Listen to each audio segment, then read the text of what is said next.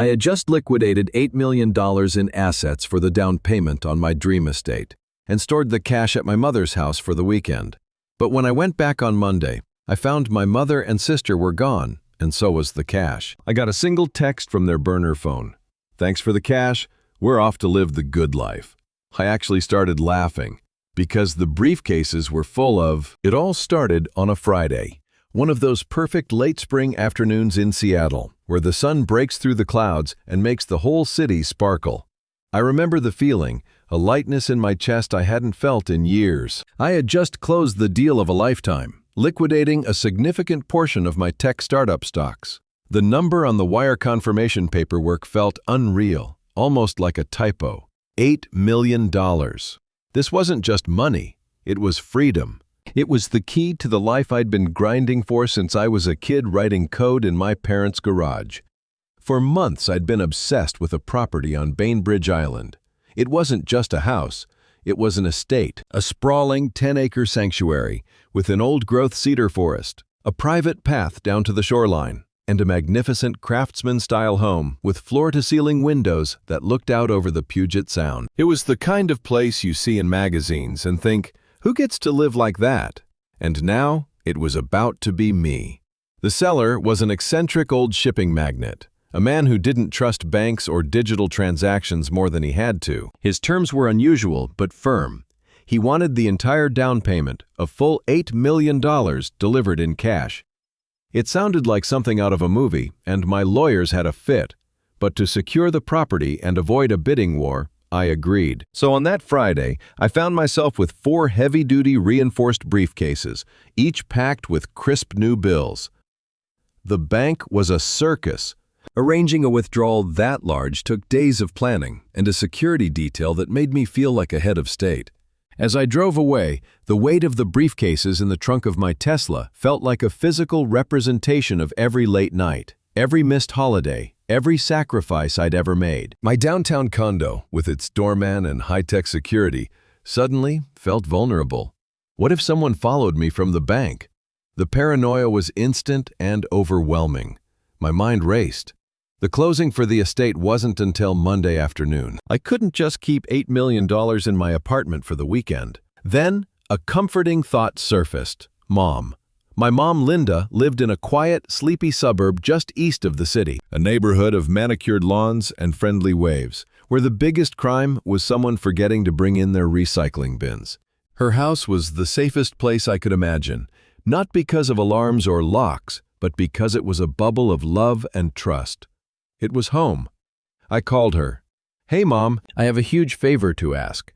I explained the situation, downplaying the amount, but emphasizing my need for a secure place to store some important documents for the weekend.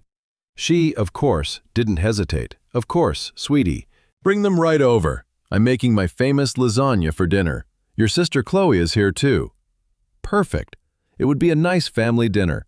A celebration. When I arrived, the scent of garlic bread and oregano filled the air, a smell that instantly transported me back to my childhood. The house was exactly as it always was, cozy, a little cluttered, with family photos and knickknacks, and warm. My sister, Chloe, greeted me with a huge hug.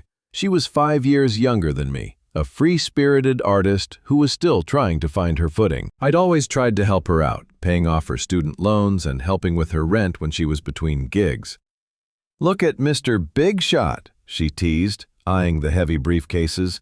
"What's in there, the nuclear codes?" I laughed it off. "Something like that, just some boring work stuff." My mom shooed her away. "Don't pester your brother. Alex, put those in the back of my walk-in closet. No one ever goes in there." The closet was deep and smelled faintly of cedar and my late father's old suits. I placed the 4 briefcases side by side on the top shelf behind a row of old winter coats. A wave of relief washed over me. They were safe. Dinner was wonderful.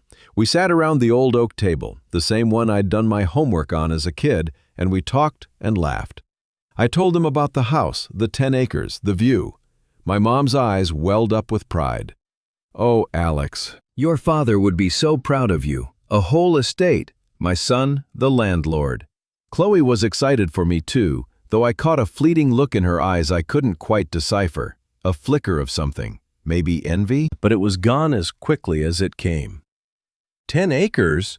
Can I build a tiny house art studio in the back? She asked. Of course, I said, meaning it. Whatever you want. When I left that night, hugging them both goodbye on the brightly lit porch, I felt completely at peace. My fortune was secure, my family was happy, and my dream was just a weekend away. Driving back to the city, the Seattle skyline a glittering promise on the horizon, I had no idea that I had just walked out of my old life for the very last time. The weekend started out perfectly. I woke up on Saturday without an alarm, a luxury I hadn't afforded myself in a decade. I spent the morning browsing online for furniture for the new house. A huge, comfortable sofa for the great room, a solid oak table for the dining room that overlooked the water. I could already picture family gatherings there, Christmases and Thanksgivings. My mom and Chloe laughing as we looked out at the rain-swept Sound. It felt so real, so close. Around noon, I decided to give Mom a call, just to check in. The phone rang and rang, then went to voicemail. Hey Mom, it's me. Just calling to say hi. Hope you're having a good day. Talk to you later. A little odd, she almost always picked up, but I brushed it off. She was probably in her garden or had her hands full with a baking project and had left her phone inside. No big deal. I texted Chloe, Hey, is Mom around? She's not picking up. I waited, an hour passed, no reply. Now a tiny thread of unease started to weave its way through my calm. Chloe was glued to her phone. A delayed reply was uncharacteristic. I tried calling her, straight to voicemail. Okay, this was officially strange. Maybe they went out for the day. A movie? Or shopping at the outlet mall. But they would have their phones. I spent the rest of the afternoon trying to distract myself, but the silence from their end was growing louder in my mind. Every notification sound from my phone made my heart jump, only to be disappointed by a work email or a news alert. By evening, the unease had blossomed into a knot of anxiety in my stomach. I called my mom's landline. It rang endlessly, unanswered. I called her cell again. Voicemail. Chloe's cell. Voicemail. I started running through scenarios, a car accident, a medical emergency. I checked local news sites for any reported accidents on the main highways from her suburb. Nothing. If they were in a hospital, someone would have used their phones to call me. I was their emergency contact. The logic wasn't comforting. The silence was the problem. It felt deliberate. I barely slept that night, tossing and turning, my mind a carousel of worst-case scenarios. On Sunday morning, I couldn't take it anymore. I got in my car and drove east, the familiar route to my mom's house, now feeling foreign and ominous. The sun was bright, people were out walking their dogs, kids were riding bikes, a perfect suburban Sunday that felt like a mockery of the cold dread icing my veins. When I pulled onto her street, the first thing I noticed was the Sunday paper, still in its blue plastic bag, lying on the driveway. My mom got up every morning at 6 a.m. and read the paper with her coffee. Every single day. She never ever left it outside. I parked and walked up to the front door, my footsteps echoing in the quiet. I used my spare key, my hand trembling slightly as I unlocked the door. Mom, Chloe? I called out, my voice sounding weak. The silence that answered was absolute. It was a heavy, dead silence, completely different from the usual peaceful quiet of the house. The air was cool and stale. In the kitchen, a single coffee mug sat on the counter next to the coffee maker, a dark ring of dried coffee at the bottom. It looked like it had been there for a while. I walked through the house. Everything was neat, almost too neat. In my mom's bedroom, her bed was made. I opened her closet. A few outfits were gone. Her favorite coat, a couple of pairs of shoes. Her suitcase was missing. The same in Chloe's old room. Some of her clothes, her laptop, and her large duffel bag were gone. It wasn't a frantic packing job. It was selective, as if they'd packed for a trip. But why the silence? Why would they leave without a word? My heart was pounding now, a frantic drum against my ribs. I walked with a sense of grim purpose to my mom's walk-in closet at the back of the house. The cedar smell was still there, but the space felt different, emptier. I reached up to the top shelf, behind the old winter coats. My hand met empty air. I pushed the coats aside. The shelf was bare.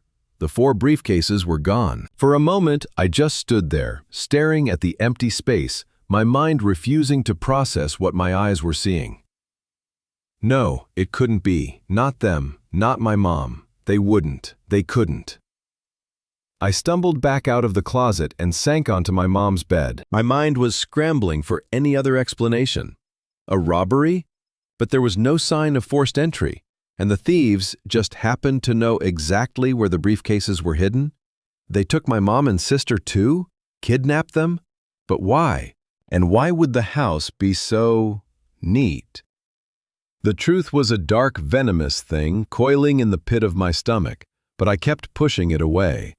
They were in trouble. They had to be. They needed my help. I spent the rest of the day in that silent, empty house, calling their phones every 10 minutes, the robotic voicemail message a form of torture. I called their friends, my aunts, my uncles. Have you heard from my mom or Chloe? The answer was always the same. No, not since Thursday or Friday. Is everything okay? How could I possibly answer that? As dusk fell, painting the living room in shades of gray and orange, I felt a crushing sense of despair. The house, once my sanctuary of happy memories, now felt like a tomb. Every family photo on the wall seemed to mock me. My mom smiling, her arm around my shoulders at my college graduation. Chloe and me as kids, making faces at the camera. Was it all a lie? Monday morning arrived with a cruel, gray dawn. I hadn't left my mother's house. I was sitting on the floor of the living room, my back against the couch, staring at my phone. The battery was at 3%.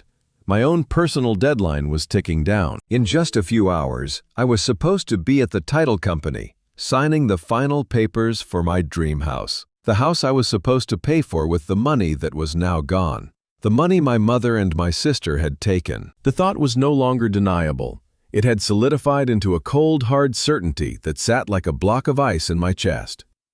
What was I going to do? Call the realtor and explain? Sorry, can't close on the estate today. My family apparently stole the down payment and vanished. It sounded insane. The humiliation was a physical thing, a hot flush that spread up my neck. I felt like a fool, a trusting, naive fool. And then it happened. My phone, on its last legs, buzzed weakly on the floor beside me. A text message from a number I didn't recognize. My fingers were numb as I picked it up and opened the message. The words were simple, direct, and devastatingly cruel. Thanks for the cash. We're off to live the good life.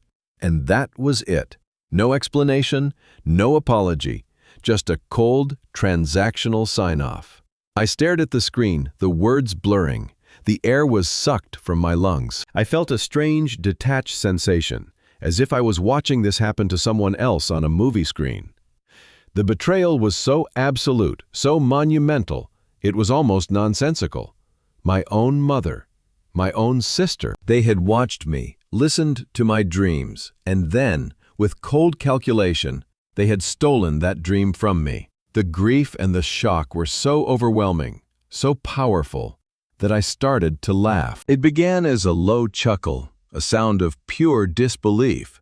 It bubbled up from my chest, shaking my whole body. It grew louder and louder until I was howling, tears streaming down my face, the sound echoing in the empty house. I was laughing with the sheer, unadulterated absurdity of it all. I was laughing at the image of my mother and my sister, somewhere on the road, giddy with their newfound wealth.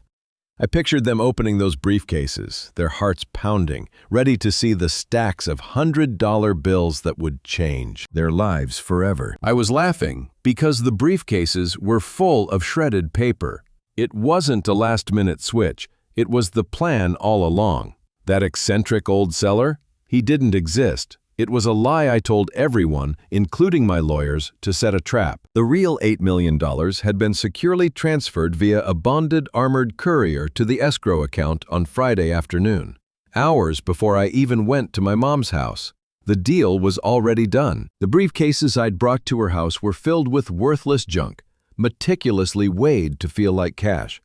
Stacks and stacks of shredded promotional flyers and documents from my first failed .com startup from over a decade ago. It was literally the paper trail of my biggest failure, worthless to anyone but me as a reminder of how far I'd come. Why?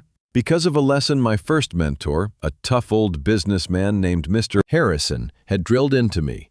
Alex, when the stakes get this high, trust no one. Not your partners, not your friends, not even the people you love.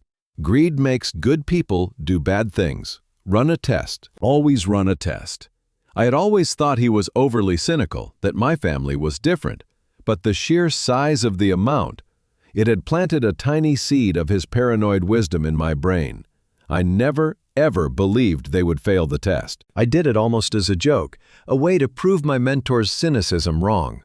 And now, here I was, laughing like a madman, because my own mother and sister had just run off with $8 million worth of my old garbage. The laughter eventually subsided, leaving behind the hollow, ringing silence. I wasn't just heartbroken. I felt like I had been fundamentally rewired. The world I thought I knew had been a stage play, and the curtain had just been ripped away. I took a deep, shuddering breath, a sense of cold, diamond-hard clarity settling over me. I deleted the text message and blocked the burner number. There was nothing to say. Their actions had spoken for them. I stood up, my legs stiff, and walked out of that house without looking back, leaving the key on the kitchen counter. I drove straight to the title company, my face an emotionless mask. I signed the papers, the realtor shook my hand, and just like that, the 10-acre estate on Bainbridge Island was mine. I had my dream, but the joy was gone, replaced by a profound, echoing emptiness. Life moved on. The world didn't stop because my heart was broken. A week later, as I was unpacking boxes in the cavernous, empty great room of my new home, a certified letter arrived. It was from a law firm I didn't recognize. I opened it with a sense of weary curiosity. It was about my father. My dad died when I was 20, and my mom had always painted a picture of him as a wonderful but financially irresponsible man who left her with next to nothing. The letter told a very different story. It turned out my father had a substantial life insurance policy and a series of shrewd investments he had kept secret. He had placed it all in a trust with me as the sole beneficiary. But there was a clause, a bizarre and specific one. The trust was to be released to me upon my 35th birthday, or in the event of my mother's voluntary and permanent abandonment of her familial duties. Her disappearance, the lawyer explained, had triggered the clause. Tucked inside the legal documents was a sealed, personal letter written in my father's familiar scrawl. My hands shook as I opened it. "My dear son," it began, "if you are reading this, it means one of two things has happened, and I pray it was the former. I have always known your mother's heart was aspirational, and I worried what that might teach your sister. I set up this trust to protect you, to give you a foundation that no one could take away. I love your mother, but I saw her weaknesses. Always trust your gut, Alex, not just your heart. Some people will only love you for what you can provide. Build a life of your own making, on your own terms." The ground shifted beneath my feet for the second time in a week. My father, the man I remembered as a simple, loving dad, had seen this all along.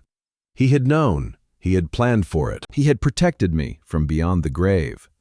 The final pieces of my old life were swept away, replaced by this new, harsher reality. I never heard from my mother or sister again. I sometimes wonder what happened when they finally opened those cases. The confusion, the dawning horror, the realization that they had torched their entire lives for a truckload of shredded paper. Did they blame each other?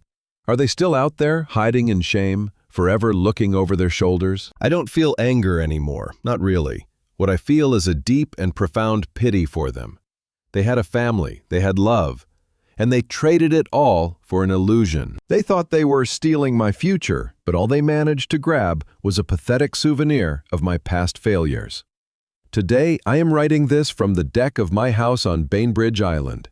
The view is just as spectacular as I dreamed it would be. The cedars stand tall and silent, keepers of secrets old and new. The sound of the water is a constant, calming presence.